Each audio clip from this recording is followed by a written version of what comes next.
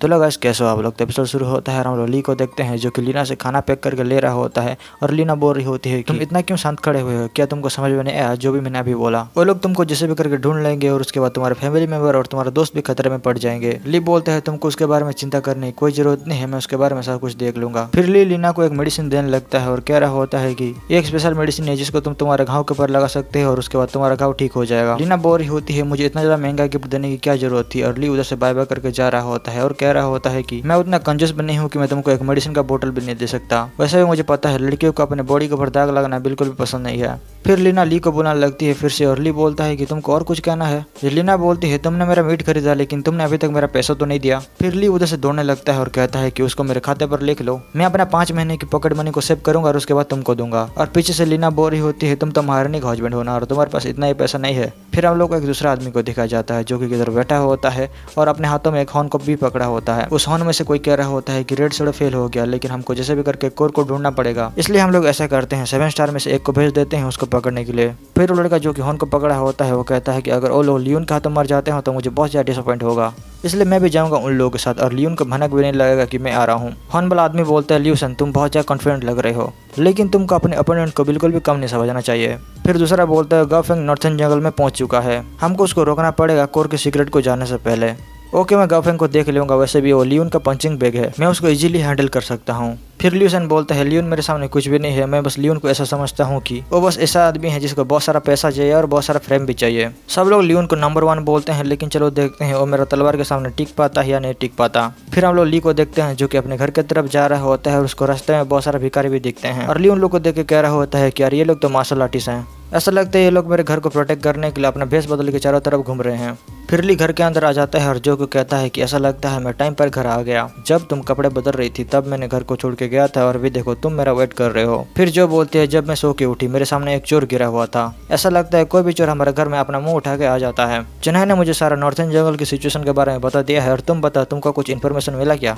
फिर ली बोलता है उसके बारे में बाद में बात करेंगे और देखो मैं तुम्हारे लिए मीट लेकर आया हूँ जो कि नॉर्थर्न जंगल की लॉर्ड ने बनाया हुआ है, हम लोग खाते हुए भी बात कर सकते हैं और तुम टेंशन मत लो इसमें पॉइजन बिल्कुल भी नहीं है। फिर जो बोलती है तुम श्योर तो होना नॉर्थर्न जंगल की लॉर्ड इधर कोई भी हंगामा नहीं करेगा। ली बोलता है अभी हमारा प्रॉब्लम नॉर्थर्न जंगल की लॉर्ड बिल्कुल भी नहीं है, हमारा प्रॉब्लम तो गोल्ड फैमिली है जो कि जैसे भी करके कोर को ढूंढना चाहते हैं। मुझे नहीं पता वो कोर क्या है लेकिन वो लोग समझ रहे हैं कि वो कोर मेरे पास है। फिर जो एकदम स्कैरी फेस बना लेती है और बोलती है कि तुम टेंशन मत लो, जब तक मैं तुम्हारे साथ हूँ तुमको कोई भी टच नहीं कर पाएगा। फिर ली बोलते हैं तुमको इतना ज्यादा स्कैरी फेस बनाने की कोई जरूरत नहीं है, अगर वो लोग तुमको देखेंगे तो डर के ही भाग जाएंगे। जो बोलती है सच में मैं तुमको स्कैरी लग रही हूँ लेकिन मैं तो उतना स्कैरी भी नहीं हूँ ना। फिर ली बोलता है तुमको किसने कह दिया कि तुम डरा भी नहीं हो, तुम तो दुनिया के सबसे ज्यादा सुंदर वोमेन में से हो। फिर जो बोलती है तुमको झूठ बोलना भी नहीं आता और वो कह रही होती है कि तुम वो छोटी लड़की के बारे में बात कर रहे थे और तुम श्योर तो होना वो छोटी लड़की नॉर्थर्न जंगल की लॉर्ड है।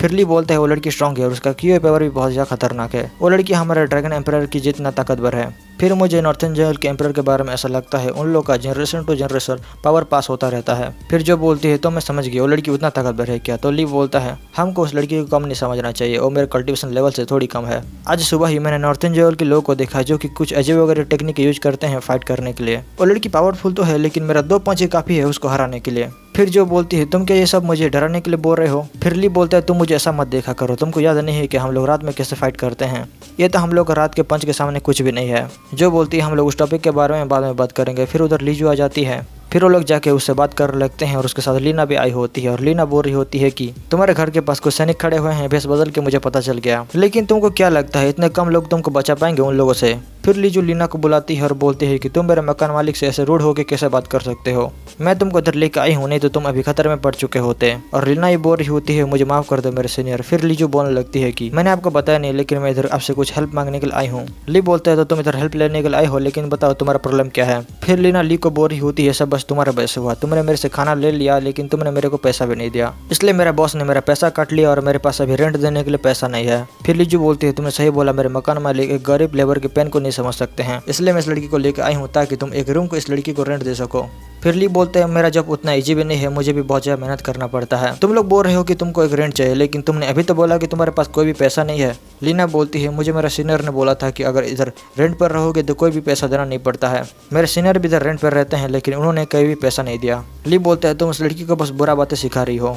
फिर जो बोलती है उसके रहने के लिए बंदोबस्त करो, वैसे भी हमारे घर पर एक खाली रूम पड़ा हुआ है। फिर ली बोलते हैं तुम इतने जल्दी कैसे राजी हो सकते हो, तुम सच में एक दया की देवी हो। जो बोलती है ऐसा कुछ भी नहीं है, मैं बस उस लड़की को देखना चाहती हूँ ताकि वो फ्यूचर में कोई भी मुसीबत ना खड़ा करे।